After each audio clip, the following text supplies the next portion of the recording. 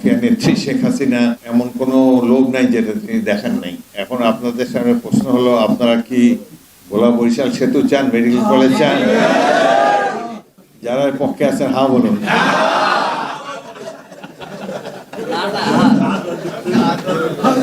এখানে আমার মনে হয় হ্যাঁ জয়যুক্ত। যখন যেটা সত্যি কথা মুখ খুলে বলেছি, সেই জন্য অনেকে নানা রকম কথা বলেছে উনি দল ত্যাগ করে চলে যাবে। এবং সত্যি আমাকে মাফিয়া নেত্রী শেখ হাসিনা অনেকবার চেষ্টা করেছেন এবং এমন কোনো লোক নাই যেটা তিনি দেখেন নাই যে আমি তারপরেই আমার অবস্থান হতো আমি যদি দল ত্যাগ করে যেতাম। আমি বলেছি আমার বয়স 80 বছর, এখন আর এগুলো করার সময় নেই। এবং বিশেষ করে বেগম জিয়া জীবিত আছেন, এটাই আমার জন্য একটা ছিল যে ওনার সামনে আর কোনোদিন যেতে পারবো না যদি কোনোদিন দল ত্যাগ করি বা কিছু করি। এবং জিয়াউর রহমানের অধীনে যুদ্ধ করেছি, সুতরাং এই জিয়া পরিবারের বাইরে আমার কখনোই কোনো চিন্তা ভাবনা ছিল না। 5 বার জেলে গিয়েছি চিকিৎসার জন্য বিদেশে, এবং বিমানবন্দর থেকে আমাকে ফিরিয়ে দিয়েছে, চিকিৎসা পর্যন্ত নিতে দেয়নি। বাট আমি জেনারেল জিয়া, বেগম জিয়া এদের প্রতি সবসময় অনুগত ছিলাম এবং এই দলের অনেক সিনিয়র ছিলাম। সবাই আমাকে ক্রস করে উপরে চলে গিয়েছে, সবাই আমার আগে স্থায়ী কমিটির সদস্য হয়েছে।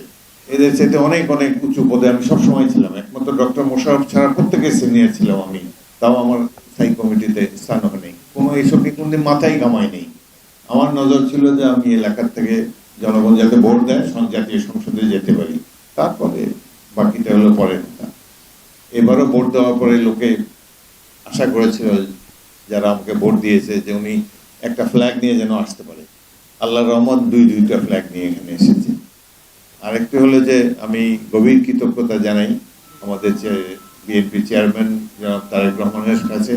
তার সাথে আমি জীবনে কথাই বলেছি 2 দিন, কোনোদিন টেলিফোনেও হয় নাই, দেখাও হয় নাই, কিছুই হয় নাই, কিন্তু তিনি দেশের 3য় সর্বোচ্চ পদে আমাকে অভিষিক্ত করেছেন। সেজন্য আমি খুবই কৃতজ্ঞ তার কাছে, আমার দলের কাছে। স্পিকারের আসলে কোনো ক্ষমতা নাই, স্পিকার অনেক মর্যাদার একটি জায়গায়, মন্ত্রীদের ক্ষমতা বেশি। মন্ত্রী হিসাবে আরো ক্ষমতাবান ছিলাম, 3 বার বিএনপির মন্ত্রিসভায় মন্ত্রী হয়েছিলাম। সে সময় যে ক্ষমতা ছিল এখন সেই ক্ষমতা নেই, তারপরেও এখন শুধু প্রশ্ন করতে পারি। এখন আপনাদের সামনে প্রশ্ন হলো, আপনারা কি ভোলা বরিশাল সেতু চান, মেডিকেল কলেজ চান? যারা পক্ষে আছেন হ্যাঁ বলুন।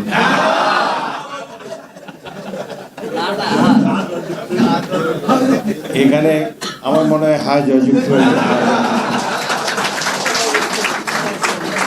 আপনারা আমার জন্য দোয়া করবেন, আবার ঘন ঘন আসবো ভোলায়, দেখা হবে ইনশাল্লাহ। দোয়া করবেন, আমার স্ত্রীর জন্য দোয়া করবেন, আমি আপনাদের সবার জন্য দোয়া করি। 82 বছর বয়স হয়েছে, আল্লাহ বাকি দিনগুলো যাতে সুস্থভাবে কাটাতে পারি, ভোলার মানুষের স্নেহ ভালোবাসা যাতে পাই, সেজন্য আপনার জন্য দোয়া করবেন। ধন্যবাদ।